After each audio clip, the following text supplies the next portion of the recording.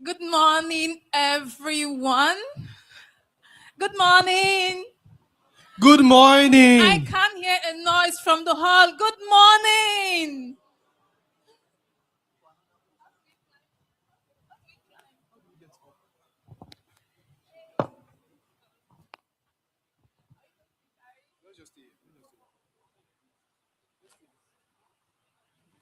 Okay, good morning. Good to see everyone this morning. And today we are talking about one with AI and how we can learn how to power electric vehicles with AWS. So I'm excited to see everyone this morning. Before I introduce myself and my wonderful co-host, I would like to just set the stage a bit. So, you know how we talk about artificial intelligence, we talk about cloud, we talk about electric mobility. So, today's event is not just about AI, it is not just about artificial intelligence, it is not about cloud. It is what happens when the three of them come together. What can we do with it? So, welcome everyone this morning. And okay, so my name is Diogo Anyekwe, and I'm a senior information security analyst at Digis, and a whole lot of other things, Sha, but I would like to allow Osinachi to give us a brief of himself, and then we can officially start. Good morning, everyone. Good morning, everyone.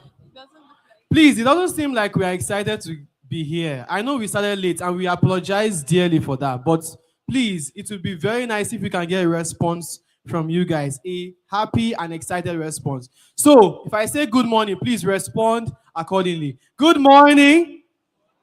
Yes, thank you very much. So my name is Osinachi Obara. I'm a software engineer and developer advocate, and I'm really happy to be a co-host for this event. Like Diogo already said, we will be having this event as a combination of topics. So we'll be discussing AI, we'll be discussing AWS and cloud computing, and we will also be discussing electric vehicles, EV for short. We'll be discussing how they come together and how we can make them all work together in Africa, in Nigeria as a whole. I hope you are excited for that. Yes, on to the next, the first event of the morning, or the entire event. We should be having the opening remark now from the convener of the event, but we will be moving forward to the first keynote speech by our first keynote speaker, Alexander Lenk, and we will be doing the opening remark when the convener is available to do that. So, are we ready for the first keynote? Yeah. Are we ready for the first keynote? We can't hear our voices. Are we ready? I want your voices to be louder than mine. Are we ready for the first keynote? Amazing, amazing, amazing, amazing. So, Alexander Lenk, 20 plus years in research, consulting, and leading cloud innovation for automotive and manufacturing. His team supports the world's largest automotive customers on their cloud journey. Previously worked on connected vehicles and automotive data platforms at BMW.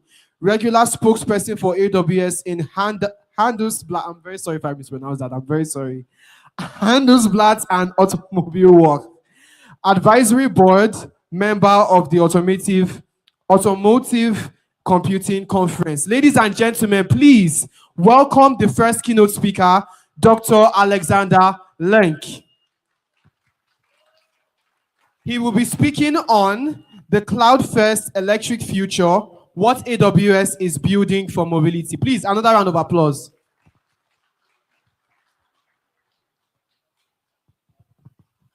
Hello, everyone, and thank you for having me. My name is Dr. Alexander Lenk. I'm leading here at AWS the solution architecture team for our automotive and manufacturing customers.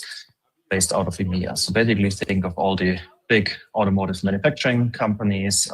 Those are the customers I work on a regular basis with. And I'm very excited to be here today to speak to you and to tell you what AWS can do for automotive, but I think also in the wider space for the mobility sector. Unfortunately, I cannot be there in person, hopefully the next time, but I'm really excited to have this talk here with you. If you're thinking about the automotive and the wider mobility industry, we have seen in the past years quite a few opportunities emerging. We have seen a big shift away from pure hardware towards software. We're talking about how those new experiences being shaped in the future, intelligent, personalized features. You see about more autonomous vehicles. This means highly assisted driving, but then also this could be smaller devices, could be mean whole cars, and the way how we basically can be supporting here in order to make this reality in the different parts of the world. We see a lot of mobility companies and automotive companies also have a different way how they want to interact with their customers when it comes to marketing, when it comes to presenting the new product offerings in the digital and the physical world. And then, of course, it's the whole process of manufacturing in a sense of like, how do you create new and smarter products? How do you make sure that the devices, the vehicles that are being developed are being developed in the most, the cheapest and most possible, or in the best possible way. Here at AWS, we have basically put this all under the umbrella of AWS for automotive, and we are heavily working for the past 5 to 6 years on creating really the more comprehensive, purpose-built automotive services and solutions. We matching this with industry experience. I must, for example, before I started at AWS, was working on the automotive side, of working for BMW, and switched over and to help the industry overall, and the wider ecosystem and the wider context. And then I think very important, we have a very broad partner ecosystem that we are relying on. Partners like Athlite, who are closely working with us, can help you to basically bring your solution to AWS. If you look into the whole area of automotive and of different areas, like we want to think in different categories in which we can help our customers. On the one, I think software-defined, like software-defined vehicle. There was a lot of shit. How can I make the in-vehicle experience better? How can I make sure that that's being delivered to the car is done this in a professional, repeatable way, and the car itself is not just many pieces of hardware. Actually, the software is a tissue in between that can basically bring all of this together. Connected mobility and electric vehicles, I think, is a big focus point as well. And I had brought some examples there. Basically, how do I connect the device to the back end? How do I basically get telemetry data out? How do I help? Where can I charge? How can I swap a battery? Things like this. As in this category, we mentioned digital experience, right? Like I can increase some engagement, how I can have a different channel in order to get to my customers. Mobility, autonomous mobility, I think, is the one that has been different parts of the world, like in the United States and in China, had a big push in the past years, and where we see a lot of robotaxis already on the street. Other parts of the world is currently developing. And then you're looking into product engineering, manufacturing, right? Like, how do I create these physical devices? How do I create cars in the future? How do I create motorcycles and so on? And make sure I'm doing this in a very condensed timeline, time market increasing, and making sure we are basically having here the quickest possible turnaround. And then, of course, supply chain, big topics. I have a lot of material streams. If you think of a vehicle, like how many 1,000 different options and millions of options I have, how do I basically manage the supply chain to make sure from the raw materials over parts, combination of these parts, and how can I basically bring all of this together in the most efficient and also in a way that it's not easily disrupted by global events. So when we think about how do we basically work with partners, how can we achieve outcomes, it's again these three different buckets. We are building purpose-built solutions and services. This is basically repeatable patterns that we as AWS have seen with customers. Either they are AWS services, or we basically have this solutions, which is basically means a good practice architecture that can be used in order to put these AWS services together. And then again, we have a big partner ecosystem, partners who have worked with different customers and are experienced in taking the AWS services and putting them together in the best possible way, engaging with customers, and then also deploy these solutions for our customer base. Let's dive into the different areas. Software-defined vehicle. In the end, and you can see this, and we've seen this also in the screen with the categories, in the end, a lot what we are doing is really bring around data. How can data be made available? How can data be collected? I mean, if you think about an organization, you have data that's coming from different parts. You have data that's happening in the supply chain.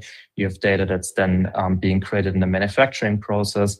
You have the sales channels and so on. And in the end, the data will somehow being collected in the field. And there is always the possibility that something that happens in the field, because there might be defects on the road for a certain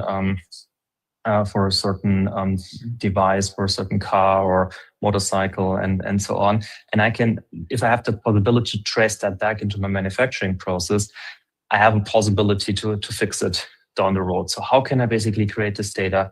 How can I create a data lake on AWS in order to put my sensors, put my ERP, CRM data, so customer data, manufacturing data, all of that together in order to do machine learning on top, use Gen AI to ask questions, for example, for people in the field, if they wanna fix something and they might see some patterns. And then how basically also can I do deployments that are from the central data lake with the data out to maybe repair shops or dealerships or sales channels that they also have the access to this data.